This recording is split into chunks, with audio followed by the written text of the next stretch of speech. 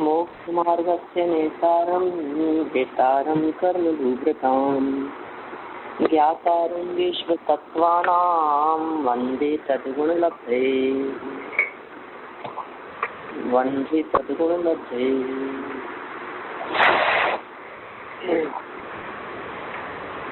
तत्वार्थ सूत्र की तत्वार्थ राजवार्तिक टीका के आधार से पेज नंबर 379 से अपने को बात आगे बढ़ानी है। नरक की चर्चा चल रही थी और नरक के संदर्भ में विविध बातें यहाँ नई नई बतलाई जा रही है। नरक से निकले हुए नारकी जीव क्या बन सकते हैं, यह विशेष प्रकरण अपना यहाँ आज होगा। कल तक हमने ये बात देखी है कि नरक में जो जीव चले जाते हैं या जो जीव नरक के अन्य स्थानों पर रहते हैं वे कहाँ जा सकते हैं। कौन से ऐसे जीव हैं जो पहले नरक में जा सकते हैं, कौन से ऐसे हैं जो दूसरे नरक में जा सकते हैं, कौन से ऐसे हैं जो तीसरे नरक में जा सकते हैं।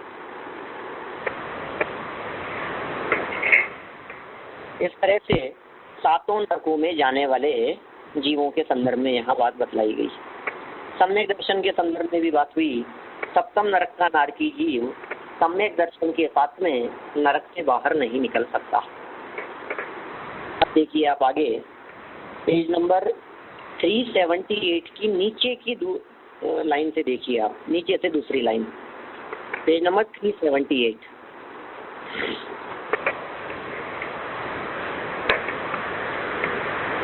छठवीं पृथ्वी तक नारक मिथ्यात्व और फासादन से निकलकर के साथ निकलकर तिर्यंच और मनुष्य 2 गतियों को प्राप्त होते हैं। ठीक है, 6वें तक की तो ये स्थिति हो गई। मिथ्यात्व के साथ में निकलेंगे या फासादन के साथ में भी निकल सकते हैं और वहां से निकल करके या तो मनुष्य होंगे या फिर तिर्यंच होंगे। यह बात पहले अपन देख ही चुके हैं कि कोई भी नारकी जीव ऐसा नहीं हो सकता जो जीव सीधा देवगति में चला जाए। आगे तिर्यंचों में पंचेंद्रिय, गर्भज, संगीन, पर्याप्तक, संख्य वर्ष की आयु वाले तिर्यंच होते हैं।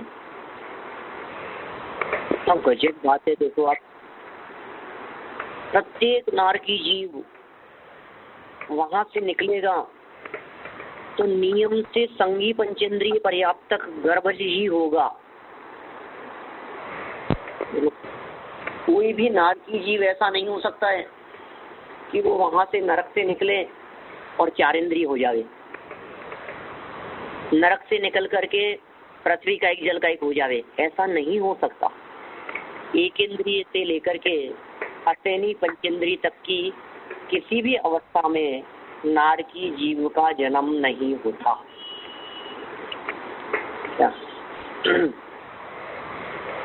तिर्यंच के संदर्भ में बात कर रहे हैं। जिन नारकी जीवों ने तिर्यंचों की आयु बांध ली है वे नारकी जीव पंचेंद्रिय होना जरूरी है, गर्भज होना जरूरी है।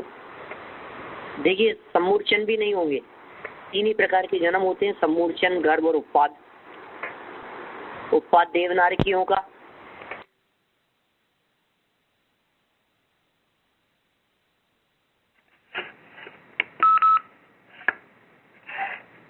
हेलो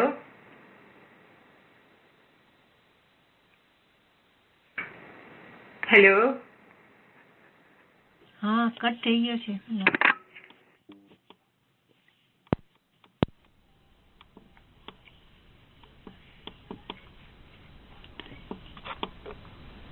हेलो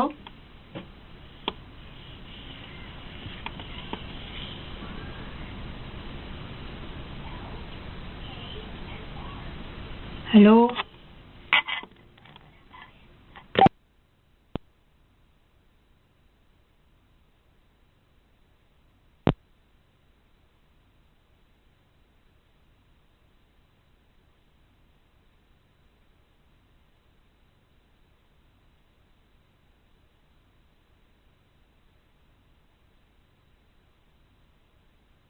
हाँ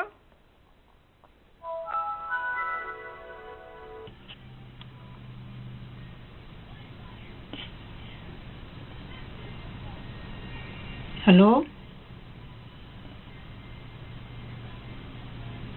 હેલો.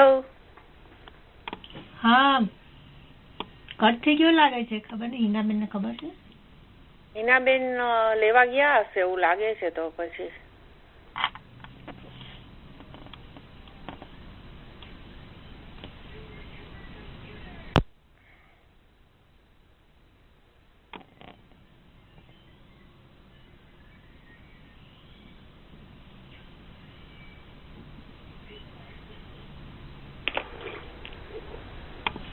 મનીષાબેન ને ખબર છે?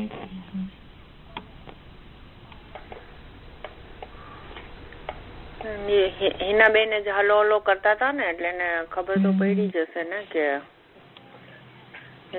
હું પંડિતજી ને કહી જાઉં એટલે ખબર પડે કે ઉપાડે છે કે શું.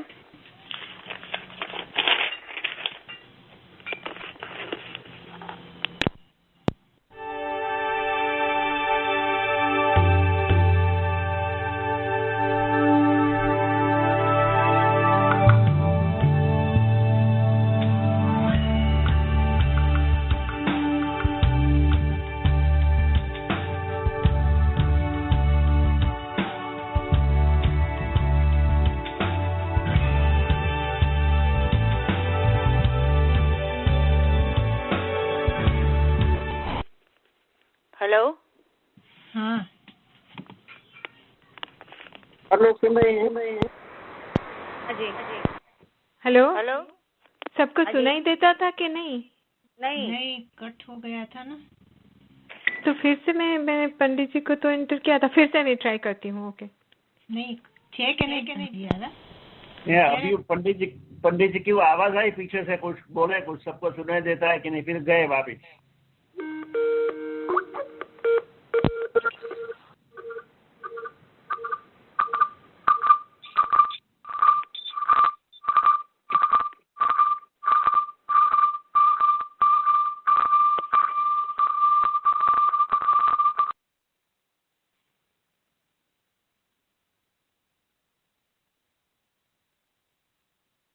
आ गए हैं.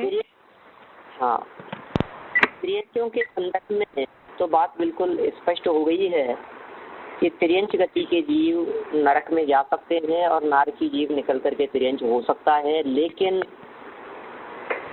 पंचेंद्रिय जीव ही मर करके नरक में जाते हैं और नरक से निकल करके सैनी पंचेंद्रिय ही होते हैं. पंडित जी बस ये हाँ पूछ लो, सब सुन रहे हो ना? हाँ जी, हाँ जी. पंडित जी पंडित जी, उसका लॉजिक क्या, एक दफे आप नरक में गए तो आपको जो दंड मिला या शिक्षा मिली वो आपकी हो गई पूरी, तो वापिस एक चांस और मिलता है पंचेंद्रिय होने का. नवीन भाई, आवाज ही नहीं आ रही है, आप बहुत धीरे बोल रहे हैं या स्पीकर पर हैं? मैं बोलता तो बरोबर हूँ. इसका लॉजिक ये है कि एक दफे आप नरक में जाके आए तो आपका दंड आपने भोग लिया और वापिस एक चांस मिलता है पंचेंद्रिय होके. वही लॉजिक है ना? नरक में जीव रचना पचना नहीं चाहता, रहना नहीं चाहता, तन्मय होकर के नहीं रहना चाहता,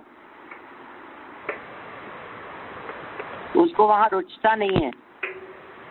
नरक में रहता हुआ नारकी जीव पुण्य करता है और देवगति में रहता हुआ देवगति का जीव पाप मानता है. इसलिए देव मर करके एकेंद्रीय भी हो सकता है और नारकी मर करके पंचेंद्रिय ही होते हैं, सैनी पंचेंद्रिय होते हैं. सैनी पंचेंद्रिय पना पुण्य के ऊपर से होता है. हाँ, ये इंटरेस्टिंग बात है.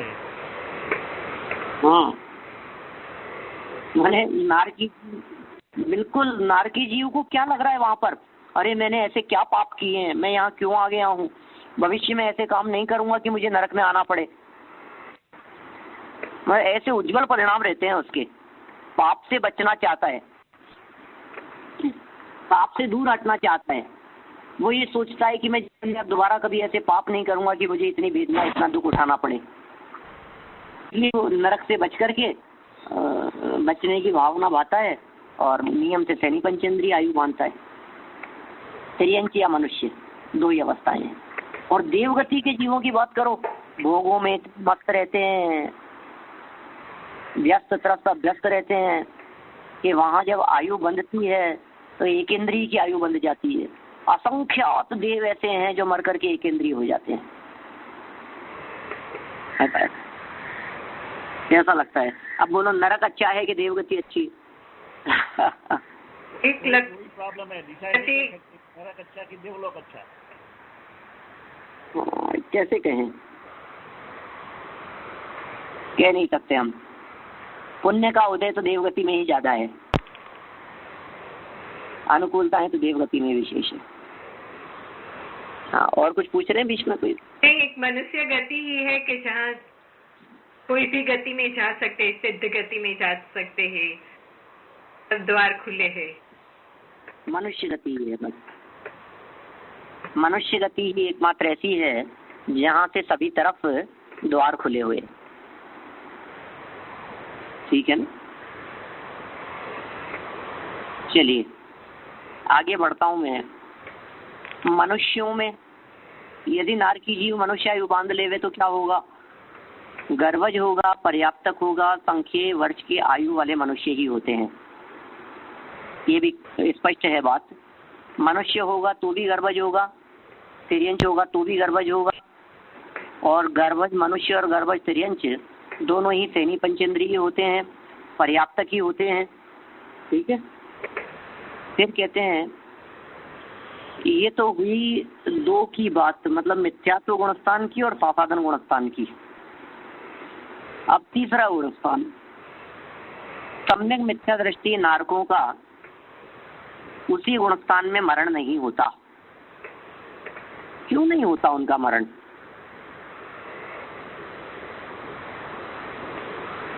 सम्यक मिथ्या दृष्टि नारकों का उसी गुणस्थान में मरण क्यों नहीं होता?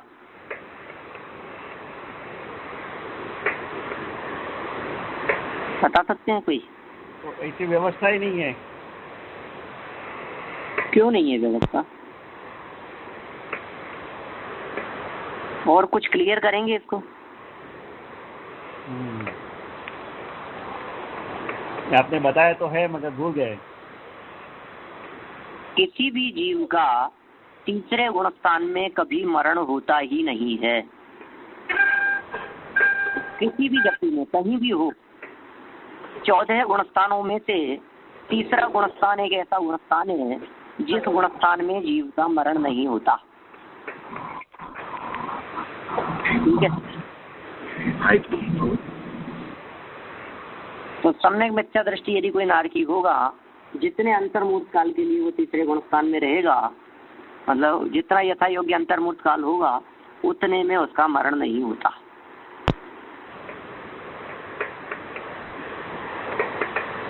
फिर देखिए, सम्यक दृष्टि नारक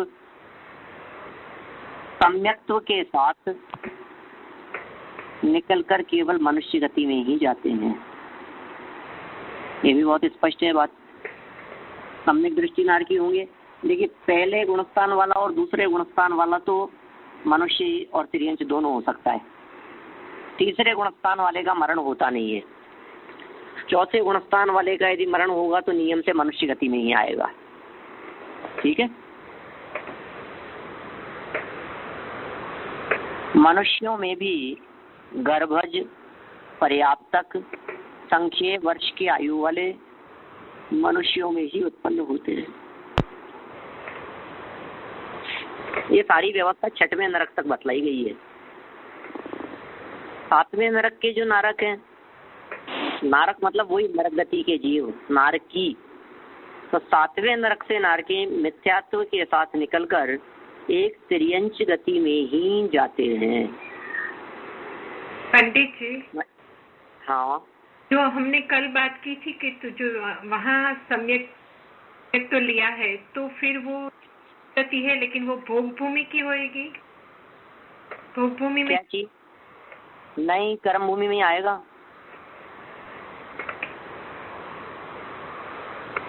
भोग भूमि में नहीं आएगा वो, क्योंकि मिथ्यात्व के साथ में आ रहा है ना। भोग भूमि की आयु नहीं बंधेगी उसको। ठीक है ना। सातवें नरक से नरक मिथ्यात्व के साथ निकलकर एक तिर्यंच गति में ही जाते हैं, मिथ्यात्व के साथ में निकलकर। और तिर्यंचों में भी पंचेंद्रिय गर्भज होंगे, संख्येय वर्ष की आयु वाले ही होते हैं। ये आ गई ना बात यहाँ, संख्येय वर्ष की आयु वाले। संख्येय वर्ष की आयु वाले का क्या मतलब है? कर्म भूमि इसका मतलब है ना, कर्म भूमि। बस बहुत बढ़िया, क्योंकि असंख्यात वर्ष की आयु वाले का मतलब होता है भोग भूमि, और संख्यात वर्ष की आयु वाले का मतलब कर्म भूमि। वहां उत्पन्न होकर भी मति, श्रुत, अवधि ज्ञान, सम्यक मिथ्यात्व और संयम को उत्पन्न नहीं कर सकते। कहाँ? सप्तम नरक से निकलने के बाद की बात कर रहे हैं।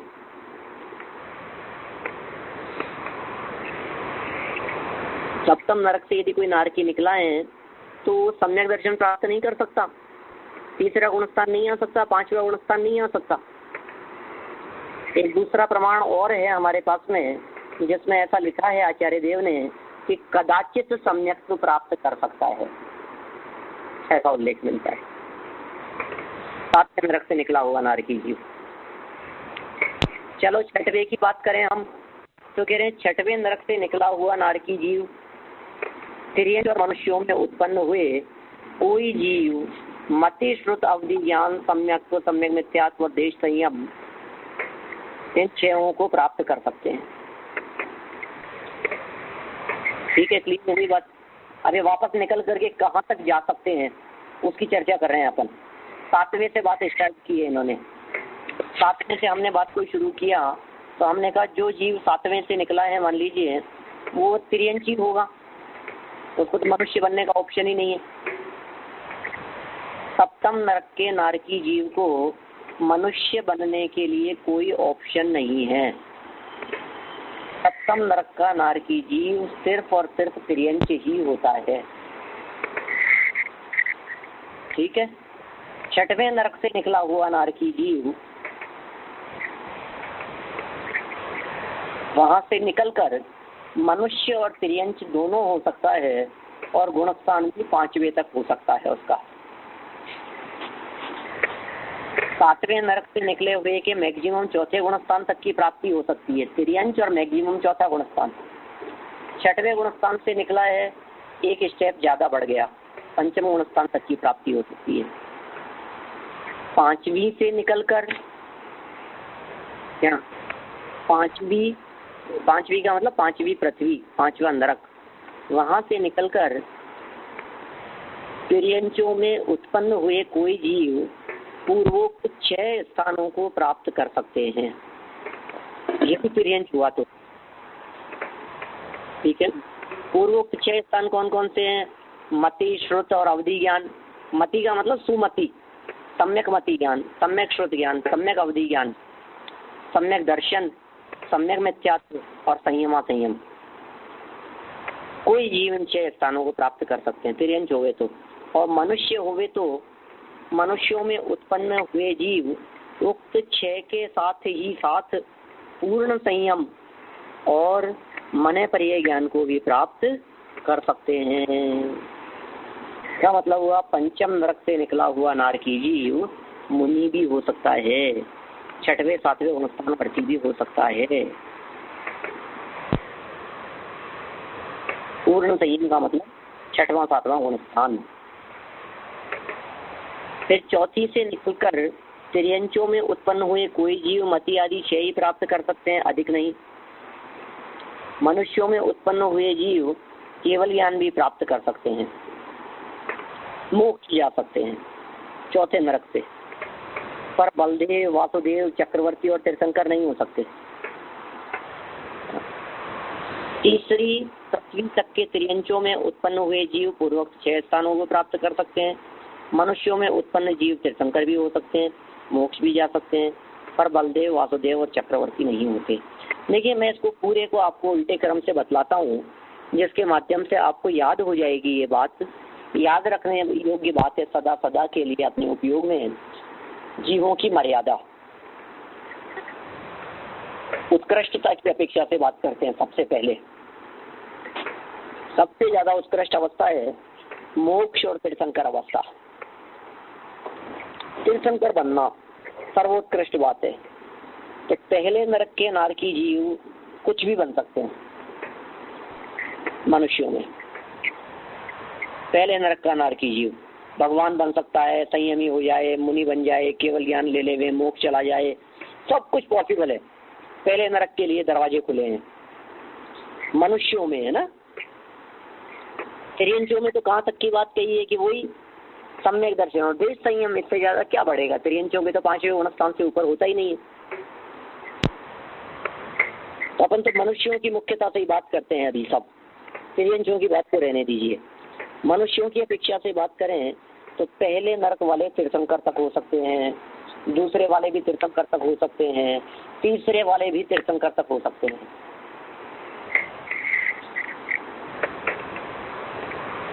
इस प्रकार पहले, दूसरे और तीसरे नरक तक से निकले हुए नारकी जीव तिर्यंच गति को प्राप्त हो सकते हैं। मतलब तिर्यंच तो हो ही सकते हैं, तीर्थंकर अवस्था को प्राप्त हो सकते हैं। 3 नरकों तक की बात हो गई। अब चौथे से एक एक स्टेप कम करते जाइए, बहुत इजी है। याद रखने की दृष्टि से बात बतला रहा हूँ। पहले से 3 तक तीर्थंकर, चौथे वाले तीर्थंकर नहीं हो सकते लेकिन मोक्ष जा सकते हैं। क्लियर? 1 से 3 वाले तीर्थंकर हो सकते हैं, चौथे वाले तीर्थंकर नहीं होंगे, मोक्ष जा सकते हैं। 5वें वाले मोक्ष नहीं जा सकते लेकिन 6वें 7वें गुणस्थानवर्ती भावलिंगी संत हो सकते हैं। ये 5वें नरक तक की बात कर ली अपन ने। 6वें नरक की यदि अपन बात करें तो मुनि भी नहीं हो सकते लेकिन 5वां गुणस्थान हो सकता है। और 7वें नरक की यदि बात करें तो 5वां गुणस्थान भी नहीं हो सकता, 4था गुणस्थान कदाचित हो सकता है। ये अपन मैक्सिमम लिमिट की अपेक्षा से बात कर रहे हैं। इतनी बात समझ में आई क्या? पहले बतलाइए। से निकल के क्यों? हाँ जी, चौथा 3 बोले तीर्थंकर बन सकते हैं और चौथी नरक से नहीं बन सकते। हाँ, क्या क्या नियम है वहाँ? बस एक्चुअल में क्या है कि कोई भी जीव जैसे जैसे ज्यादा नीचे नरक में जाएगा वैसे वैसे ज्यादा बड़ा पापी है ना। क्या सर पहले नरक, हाँ आप बोले मोक्ष है, मोक्ष जा सकते हैं बिना तीर्थंकर बने हुए, सामान्य केवली होकर। तीर्थंकर प्रकृति नहीं बन सकती उनको, चौथे नरक वालों को। डायरेक्ट अगले भाव की बात कर रहे हैं अभी अपन, बीच में गैप देने की बात नहीं है। नरक से मरा, मनुष्य हुआ और 7वें वाला सम्यक दर्शन ले सकता है, 6वें वाला तो 5वें गुणस्थान तक आ सकता है, 5वीं नरक पृथ्वी वाला 6वें 7वें गुणस्थान तक जा सकता है, चौथी नरक पृथ्वी वाला मोक्ष जा सकता है और पहली, दूसरी और तीसरी नरक पृथ्वी वाले तीर्थंकर भी बन सकते हैं। पंडित जी, हाँ, 7वें वाले जो सम्यक प्राप्त कर सकते, अगर मनुष्य तो नहीं होते तो तिर्यंच में बन सकते। हाँ, तिर्यंच की बात है। 7वें वाले मनुष्य नहीं होते, तिर्यंच अवस्था में ही सम्यक दर्शन कदाचित प्राप्त कर लेते, ऐसी बात है।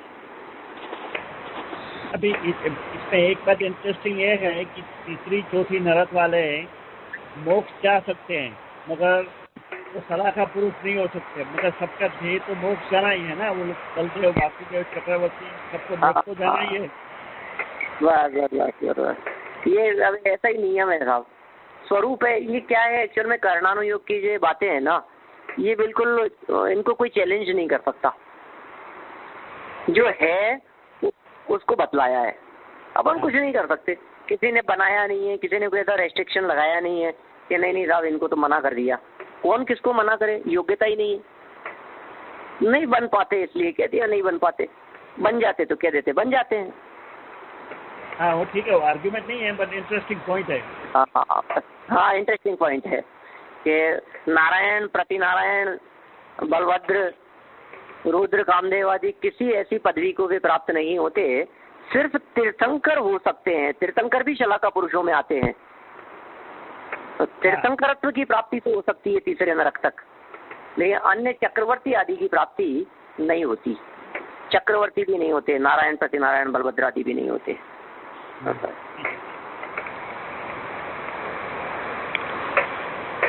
चलिए, और कुछ बात हो तो बतलाएं। हाँ पंडित जी, ये सब बात वो सम्यक्त्व लेके निकले नारकी की बात है ना? नहीं नहीं नहीं नहीं, नहीं। बिना सम्यक्त्व के निकले तब भी हो सकता है। अच्छा अच्छा, ओके। हाँ, मैंने मिस किया था शुरू में बात। हाँ, अच्छा, कोई बात नहीं। बिना सम्यक्त्व के भी जीव यहाँ आने के बाद सम्यक दर्शन ले लेंगे, बाद में मुनि बन जाएंगे, बाद में मोक्ष चले जाएंगे, क्या फर्क पड़ गया उसमें? हाँ, यानी वो जो नॉर्मल नारकी है वहाँ उनको सम्यक दर्शन हुआ नहीं है वैसे। हाँ बिल्कुल। चलिए, नरक गति के संदर्भ में अपनी यहाँ चर्चा आज पूर्ण हो गई है, और मैं एक बार ये चाहता हूँ कि आपको जो अपने अभी 10-15 मिनट जो बचे हैं, इनमें आपको इतना ज्ञान करा दूँ कि नरकों के संदर्भ में अपन क्या क्या बातें पढ़ चुके हैं, और कुछ एक बात यदि रह गई हो तो वो भी आ जाए अपने सामने। नरक कहाँ है? अधोलोक में, ठीक है। एक के नीचे एक है, पूर्व पश्चिम आदि दिशाओं में नहीं है। अब पृथ्वियां हैं, असंख्यात योजनों का अंतराल है, 7 राज्यों के अंदर फैली हुई है। प्रत्येक पृथ्वी की मोटाई अलग अलग है, ये भी हमने देखा था। पहली पृथ्वी की मोटाई 1,80,000 योजन बतलाई गई थी, रत्न प्रभा जिसका नाम था, और उसके 3 विभाग बतलाए थे, खर, पंख और अब्बहुल। अभी मैं सिर्फ बोलता जा रहा हूँ क्या क्या है जो मेरे दिमाग में है, सब आप एकाग्र चित्त से सुनते जाइए। कितने विषय हैं नरक के संदर्भ में जो अपन ने पढ़े हैं, वापस रिपीट हो रहे हैं, इसलिए आपको पूरी बातें जो पिछले 8-10 के अंदर चली होगी, आई थिंक इससे भी ज़्यादा पीरियड में चली है अपनी बात, तो ये सारा विषय वापस एक बार मैं दोहरा रहा हूँ 10 मिनट में। पहली पृथ्वी के 3 हिस्से, खर, पंख और अब्बहुल, रत्न प्रभा के 3 भाग हैं ये। खर भाग और पंख भाग में भवनवासी और जंतर रहते हैं, अब्बहुल भाग में नारकी जीव रहते हैं, ठीक है। पहली पृथ्वी की मोटाई 1,80,000 योजन हो गई। दूसरी पृथ्वी की मोटाई 32,000 है, तीसरी की 28,000 है, चौथी की 24,000 है, पांचवी की 20,000 है, छठवीं की 16,000 है, और सातवीं की 8,000 योजन है। ये इन सबकी मोटाई के संदर्भ में बात की गई। सभी पृथ्वियां वात वालियों से घिरी हुई थी, ठीक है। इन सब पृथ्वियों के नाम अलग अलग प्रकार के भी बतलाए गए हैं। सभी में अकृत्रिम चैत्यालय भी हैं, मतलब जो भवनवासियों के जो है ना, वो पहली पृथ्वी के ऊपर जहाँ भवनवासी देव रहते हैं वहाँ की वो विशेष स्थिति है। हर पृथ्वी के ऊपर बिल बतलाए हैं, जिनमें बिलों की संख्याएं अलग अलग बतलाई गई है। इनके लिए नरक शब्द का भी प्रयोग किया है। कुल 84 लाख नरक या 84 लाख बिल दिए गए हैं, जिनमें पहली पृथ्वी के ऊपर 30 लाख नरक बिल हैं, दूसरी पर 25 लाख हैं, तीसरी पर 15 लाख हैं, चौथी पर 10 लाख हैं, पांचवी पर 30 लाख हैं, छठवीं पर 1.5 लाख हैं, और सातवें नरक में नहीं 5 कम 1 लाख है ना छठवें में, और सातवें नरक में अकेले 5 है। इस तरह से 84 लाख बिल कहे गए। इन 84 लाख बिलों में से सर्दी और गर्मी की अपेक्षा से भी विभाजन किया गया था। 82,25,000 जो बिल हैं वे बिल तो उष्ण वेदना वाले हैं, गर्मी वाले हैं, गर्म हैं, 82,25,000, और 1,75,000 बिल शीत वेदना वाले हैं, जिनमें गर्मी है। इन सब पटलों की बात कही गई थी, आपके ध्यान में होगी।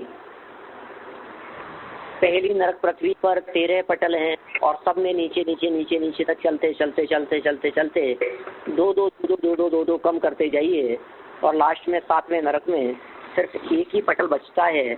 और इस प्रकार कुल टोटल 7 नरकों के पटलों की संख्या 49 हो जाती है। कुल 7 नरकों में 49 पटल हो जाते हैं। इन सभी पटलों के ऊपर बिल बने हुए हैं जिनमें नारकी जीव रहते हैं। बिलों की संख्या अभी हमने बतलाई थी आपको, 84 लाख किस प्रकार से है। उसमें 3 प्रकार के मुख्य बिल हैं, एक इंद्रक है, दूसरे श्रेणीबद्ध हैं और तीसरे प्रकीर्णक हैं।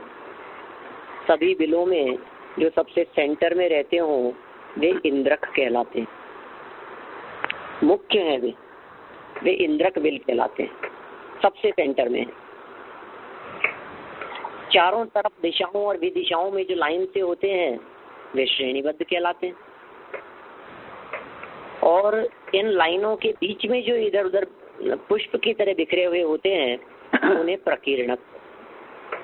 वे प्रकीर्णक कहलाते हैं। तो इंद्रक, श्रेणीबद्ध और प्रकीर्णक। इंद्रक की संख्या पटलों की संख्या के बराबर है। श्रेणीबद्ध की संख्या कैलकुलेट की जा सकती है, क्योंकि पहली नरक पृथ्वी के पहले पटल पर एक इंद्रक 49 चारों दिशाओं में और 48 भी दिशाओं में है, इस तरह से, और फिर एक एक कम करते हुए 13 पटलों पर है। जोड़ ले में, कैलकुलेट कर ले में, गुना कर ले में, उसको गुना करके जोड़ देंगे तो अपने पास में पहली नरक पृथ्वी की स्थिति का पता लग जाएगा। ठीक है, चलिए फिर अब पहली नरक पर 30 लाख, उसमें इंद्रक और श्रेणीबद्ध को माइनस कर देंगे तो प्रकीर्णकों की संख्या आ जाएगी। तो कुल कितने प्रकीर्णक बिल हैं उसका भी हमारे को पता लग जाएगा। जो नियम अपन ने यहाँ पहली पृथ्वी के संदर्भ में देखा है, इसी नियम से दूसरी पृथ्वी को भी देखा जा सकता है। तीसरी चौथी आदि पृथ्वियों के संदर्भ में भी यही नियम समझ लेना चाहिए।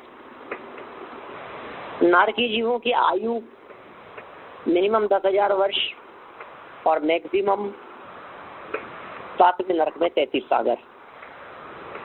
पहले नरक में 10,000 वर्ष से लेकर के 1 सागर तक है, दूसरे नरक में 1 से 3 सागर है, तीसरे में 3 से 7 सागर है, चौथे में 7 से 10 सागर है, 5वें में 10 से 17 सागर है,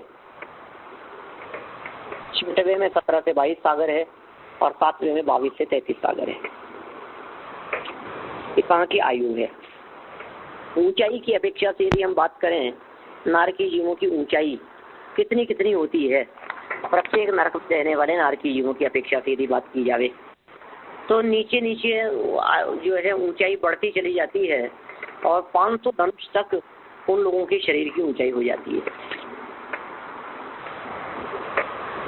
माने पहली नरक पृथ्वी से शुरू किया, 3 हाथ करीब ऊंचाई है पहली नरक पृथ्वी के पहले पटल पर,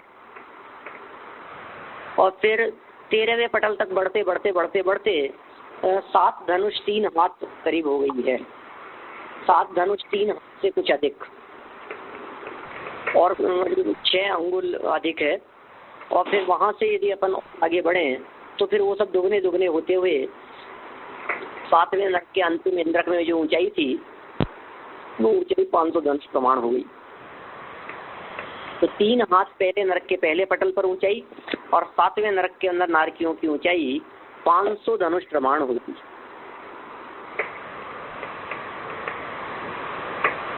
ठीक है, 500 धनुष, तो 500 धनुष कितना बड़ा है? हाँ जी, 1000 हाथ। हाँ, 500 धनुष का मतलब एक धनुष 4 हाथ का होता है, तो 500 धनुष का मतलब 2000 हाथ। ठीक है, 2000 हाथ हो गया। और एक हाथ कितना बड़ा होता है? वही 1.25 फीट के आसपास है, बहुत हो जाएगा। ठीक है। अच्छा, नारकियों के अवधि ज्ञान के संदर्भ में भी अपनी बात हुई। बहुप्रत्यय नाम का अवधि ज्ञान होता है ना नारकियों के, कोटा अवधि ज्ञान है। कितनी कितनी बातों को जानता है? पहले नरक के नारकी जीव 4 कोष की बात को जानते हैं, दूसरे नरक के नारकी जीव 3.5 कोष की बात को जानते हैं, तीसरे नरक के नारकी जीव 3 कोष की बात को जानते हैं, इस तरह आधा आधा कोस घटते हुए यदि हम 7वें नरक तक पहुंचते हैं तो सप्तम नरक के नारकी जीव मात्र 1 कोस तक की बात को जान सकते हैं। इससे ज्यादा बात नारकी जीवों के ज्ञान का विषय नहीं बनती है। कषाय बहुत तीव्र होती है, सब अशुभ अशुभ होती है, देह वेदना विक्रिया ये सब अशुभ अशुभ प्रकार की हैं। जन्म भूमि की बहुत कठोर है, वहाँ स्थिति बड़ी विकट है। वहाँ के जो बिल हैं, बिलों के जो मुख हैं वो हाथी घोड़ा सूअर कुत्ता ऐसे इनके आकार के होते हैं। इनमें निकलना बहुत कठिन होता है और धरती को स्पर्श करते ही 500 धनुष प्रमाण तक ये जीव उछलता है, बहुत तकलीफ पाते हैं। और वहाँ नारकी जीवों को पसंद नहीं आता, रहना पसंद नहीं है और निरंतर इस बात का विचार करते हैं कि हम यहाँ क्यों आ गए हैं। और ऐसा विचार करने के कारण उज्जवल परिणामों से मंद परिणामों से वे जीव नियम से सैनी पंचेंद्रिय ही होते हैं। क्षेत्र के दुख है, मानसिक दुख कम नहीं है, शारीरिक परिस्थितियां अत्यंत प्रतिकूल है, एक दूसरे को दुख देते हैं। उमा स्वामी महाराज ने ऐसा कहा था, परस्परोदित दुख। और फिर कह दिया असुरो मतलब संकलिष्टासुरोदित दुखाश्च प्राक चतुर्थ्या, यानी तीसरे नरक पृथ्वी तक असुर कुमार जाति के देव जाकर के भी निरंतर लड़ाने बिड़ाने का काम किया करते हैं। ठीक है, नारकी जीवों में मतलब गति और आगति की यदि हम करें तो नरक से निकल करके जीव क्या हो सकता है और कौन से जीव नरक तक जा सकते हैं, ये प्रकरण पिछले 2-3 दिन के अंदर अपन अपेक्षित विस्तार से यहाँ दिख चुके हैं। मैं एक बार फिर वापस आप लोगों को बतला देता हूँ कि हर जीव में इतनी शक्ति नहीं होती कि वो नरक में चला जाए, घोर पाप कर सके। नरक पृथ्वी में जन्म लेने के लिए भी उस जाति की वैसी पात्रता होनी चाहिए। हमारे देखो अब मतलब पात्रता न हुए नरक में भी नहीं जा सके। असिंगी पंचेंद्रिय जीव पहली नरक पृथ्वी,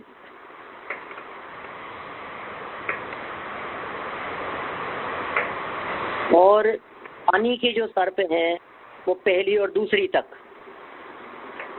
पक्षी पहले से तीसरे नरक तक, सर्प पहले से चौथे नरक तक, शेर सिंह पहले से 5वें नरक तक, स्त्रियां पहले से 6वें नरक तक, और मत्स्य या मनुष्य, मत्स्य और मनुष्य ये 7वें नरक पृथ्वी तक जा सकते हैं।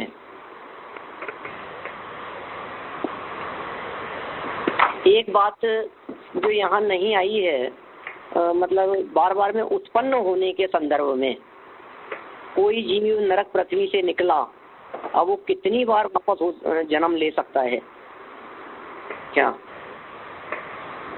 मतलब पहली पृथ्वी से निकल करके दोबारा पहली पृथ्वी में जावे तो 8 बार जा सकता है। 7वीं से निकल करके दोबारा मतलब दूसरी पृथ्वी से निकले तो 7 बार ऐसा हो सकता है। और इसी प्रकार अंतिम जो 7वीं नरक पृथ्वी है, और 7वीं नरक पृथ्वी से निकला हुआ जो नारकी जीव है, वो जीव 2 बार उत्पन्न हो सकता है वहां से निकलने के उपरांत। ठीक है ना, ऐसे मतलब निकलने के बाद में दोबारा वहीं चला जावे, ऐसी बात कही थी। मैक्सिमम की अपेक्षा से बात कही है। निकलने के संदर्भ में यदि अपन बात करें कि वहां से निकल के क्या क्या हो सकते हैं, तो अभी थोड़ी देर पहले अपन ने देखा था कि कोई भी जीव निकला हुआ नरक से निकला हुआ गर्भजीव होगा, कर्म भूमि वाला ही होगा, संगी पंचेंद्रिय व्याप्तक होगा, मनुष्य और तिर्यंश दोनों में जा सकता है। 7वीं वाला नियम से पशु ही होगा, 6वीं वाला मनुष्य भी हो सकता है। ठीक है ना, 7वीं वाला सम्यक दर्शन प्राप्त कर सकता है, तो उससे पहले जो 6वां नरक है वो पंचम गुण स्थान में जा सकता है, और उससे पहले जो 5वां नरक है वो जीव पंचम नरक से निकला हुआ जीव 6वां 7वां गुण स्थान वर्ती हो सकता है, और चौथे नरक वाला मोक्ष जा सकता है, और 5वें नरक वाला तीसरे नरक वाला तीर्थंकर बन सकता है। तो पहले दूसरे और तीसरे नरक वाले जो जीव हैं वे जीव तीर्थंकर भी बन सकते हैं। एक अंतराल के संदर्भ में भी यहाँ बात कही गई थी कि नरक के अंदर कोई जीव कितने समय तक एक भी जीव उत्पन्न न होवे, ऐसा मैक्सिमम समय को अंतराल कह करके पुकारा था। और इस संदर्भ में कहा था कि पहली नरक पृथ्वी के ऊपर 24 मुहूर्त का समय उन्होंने बतलाया कि 24 मुहूर्त तक कोई भी जीव उत्पन्न न हुए तो 24 मुहूर्त का काल हो सकता है। और उसका अपन ने कैलकुलेट किया था तो 19 घंटे और 12 मिनट का कैलकुलेशन आया था अपने सामने। दूसरी नरक पृथ्वी के अंदर कोई भी जीव जन्म न लेवे तो 7 दिन का अंतराल हो सकता है। तीसरी नरक पृथ्वी पर 15 दिन का, चौथी नरक पृथ्वी पर 1 माह का अंतराल, पांचवी में 2 माह का, छठवीं में 4 माह का और सातवीं नरक पृथ्वी पर यदि कोई भी जीव जन्म न करे अधिकतम उत्कृष्टतः है तो 6 महीने तक का काल ऐसा कहा गया है। ये उत्कृष्टतः काल की बात कही गई है। मगर पंच परावर्तन नरक में भी लागू होते हैं ना? हाँ बिल्कुल, पंच परावर्तन नरक में भी लागू होते हैं ना। भव परावर्तन होगा, नरक भव परावर्तन कहलाएगा वो। अच्छा है ना पंडित जी? हाँ, अभी आपने बताया कि जो पहली नरक वाले 8 बार जन्म ले, दूसरी वाला 7, मतलब क्या किधर जन्म ले? ज्यादा से ज्यादा पहली नरक पृथ्वी वाले यदि पहले नरक को रिपीट करें तो 8 बार तक रिपीट कर सकते हैं। मतलब कर्म के उदयजन्य बात है। ऐसे कर्म करें कि वहां से निकल करके मनुष्य बन गया, कि तिरंज बन गया, और फिर ऐसा पाप किया कि फिर पहले नरक में चला गया। और पहले नरक में गया तो वहां जाकर के निकल करके फिर मनुष्य तिरंज हुआ, लेकिन फिर ऐसा पाप किया कि फिर पहले नरक में चला गया, और फिर निकला और निकल करके वो वापस हुआ मनुष्य तिरंज में से कुछ, और फिर कुछ पाप किया कि पहले नरक में चला गया। तो मैक्सिमम 8 बार तक ये पहले नरक में जा सकता है। तो पहली नरक वाला 8 और 7वीं नरक वाला कम, ऐसा क्यों? वो तो ज्यादा पापी होते हैं ना 7वीं नरक वाले। ज्यादा पापी नहीं है ना वो, वैसी योग्यता है उसकी, उसकी मर्यादा यही, इससे ज्यादा नहीं। 7वें में 2 बार से ज्यादा नहीं जाएगा। अच्छा 2 बार जाता है ना 7वीं वाला? जाता है नहीं, ये कोई नियम नहीं है। ज्यादा से ज्यादा यदि जाने तो हाँ जा सकता है। भाषा में बहुत फर्क पड़ जाता है। जा सकता है। कोई भी जीव 7वें में 2 बार नहीं जाता, कोई भी जीव पहले में 8 बार नहीं जाता। कदाचित कोई जाए, कोई नरक का क्रम ही लग गया है, उसके आने जाने का चक्कर ही लग गए हैं बार बार में, तो ज्यादा से ज्यादा 8 बार हो सकता है पहले नरक के बारे में। इस तरह के नियम है।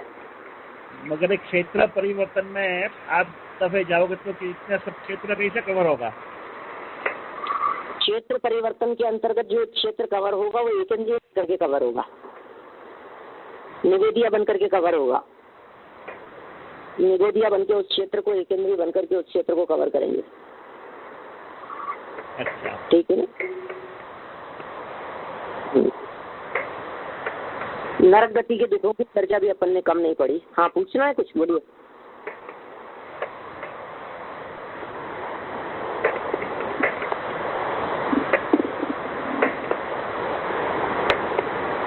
यानी ये जो लगातार जाना होता है उसके बीच में कोई भी मनुष्य या तिर्यंच का होके फिर उसमें जाना होगा मैक्सिमम, अगर होता है बिल्कुल तो। हाँ, क्योंकि नारकी जीव दोबारा नरक में नहीं जाते। हाँ, नारकी मर करके नारकी नहीं होता, इसलिए मनुष्य तिर्यंच तो कंपलसरी है बीच में। और फिर ये जो पंच परावर्तन है वो नियम इसमें फिर उसका एक समय कम होता होगा ना, 10,000 वर्ष के एक समय कम,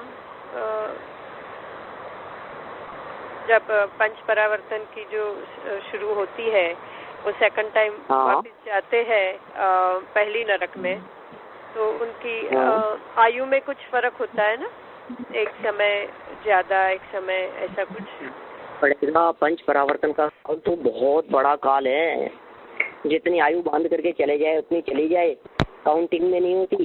काउंटिंग में तब गिनी जाएगी जब 10,000 वर्ष की आयु के बाद में एक समय बढ़ा करके जन्म ले दे। हाँ वो ही मुझे मेरा पूछना था। हाँ, और 10,000 वर्ष की आयु और 2 समय की आयु होवे उसके आगे, तब तो वो काउंटेबल है, अदरवाइज काउंट ही नहीं किया जाएगा। हाँ, तो वो कॉम्बिनेशन तो एकदम उसको तो हम हमारे बहुत मुश्किल है, हाँ, बहुत मुश्किल है, बाहर की बात है। हाँ मतलब वो जो समझ लीजिए कोई व्यक्ति यदि नोट डाउन करता हो कि ये व्यक्ति नरक में आया कि नहीं आया, ठीक है ना, उसके उपस्थिति लगानी है कंटिन्यू, तो उसको लिस्ट दे रखी है 10,000 वर्ष एक समय लेकर के आवे तो उस पर राइट लगा लेना। अब नेक्स्ट बार राइट तुम्हारे को तब लगाना है जब 10,000 वर्ष 2 समय की आयु लेकर के आएगा।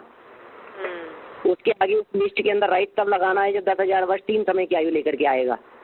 अब यदि दूसरी आयु लेकर के नरक में जाता है तो राइट ही नहीं लगता है। बरोबर, वो उसमें नहीं आएगा, काउंटिंग में नहीं। काउंटिंग बहुत वेदना है, बहुत दुख है, बहुत तकलीफ है। ये तकलीफ, वेदना और दुख के संदर्भ में अपन ने बहुत चर्चाएं यहाँ की है नरक के संदर्भ में, लेकिन एक बात जो बहुत महत्वपूर्ण है वो मैं बतला करके बात खत्म करना चाहता हूँ कि भाई नरक में कितने भी परस्पर दुख देने की बात हो, असुरों के माध्यम से दुख देने की बात हो, अशुभ देह वेदना विक्रिया की बात हो, सर्दी गर्मी आदि के दुखों की बात हो, भूख प्यास के दुखों की चर्चा हो, लेकिन ये बात कभी नहीं भूलनी चाहिए कि ये सारी परिस्थितियां उस नारकी जीव के दुख का कारण नहीं है। ये स्मरण में सदा रखना, परिस्थितियां दुख का कारण नहीं है। नरक में रहता हुआ भी नारकी जीव दुखी किस वजह से है? देह के प्रति अपनेपन की वजह से दुखी है, आत्म स्वरूप को न पहचानने की वजह से दुखी है, अपने पराये का भान नहीं होने की वजह से दुखी है, मिथ्या दर्शन के कारण दुखी है। दुख का कारण परिस्थितियां नहीं, दुख का कारण मिथ्या दर्शन है। ये बात हमारे को कभी भी नहीं भूलनी चाहिए। ये बात आप सभी याद रखेंगे। इसी भावना से मैं बात को यही विराम देता हूँ। शेष चर्चा फिर अपन आगे करेंगे। एक सवाल, कल का कुछ विशेष कार्यक्रम है? हाँ, वो भी अनाउंसमेंट करनी थी। हाँ, नवीन भाई कुछ पूछना था। हाँ, वो जो निगोरोदीय जीव है वो छिद शिला पे चला जाए या किसी नरक में पैदा हो तो उनके कुछ दुखों में फर्क होता है? नहीं होता। अच्छा, कोई फर्क नहीं। परिस्थितियाँ तो नहीं है ना इसे भी दुख का कारण? वो एक अच्छी बात बताई आपने। हाँ, सही बात है। हाँ, काफी इंफॉर्मेटिव रहा ये नरक का चैप्टर, काफी नई बातें जानने मिली। हाँ, कल के कार्यक्रम में हाँ अनाउंसमेंट करनी थी कि हमारे अर्चना दीदी और आपका सेशन कैंसिल है। उस जगह पे वो दूसरे नंबर मोना के नंबर पर गुरुदेव श्री की जन्म जयंती का कार्यक्रम होगा, तो वो सब नोट कर लेना। टाइमिंग्स भी वैसे ईमेल भेज दी गई है। जो भी इंडिया से सुन रहे हैं उनको अगर कुछ क्वेश्चन है तो बाद में पूछ सकते हैं। अर्चना दीदी के सेशन के बाद हम उसकी ज़्यादा डिटेल कर सकते हैं। तो अभी यहाँ पर ही पूछते हैं पंडित। ठीक, ये नहीं जनवाणी स्तुति बोल रहे थे हम लोग। हाँ, भवानी के ज्ञान थे सूझे लो कालो, तो वाणी मस्तक नमो सदा देत हो, सदा देत हो।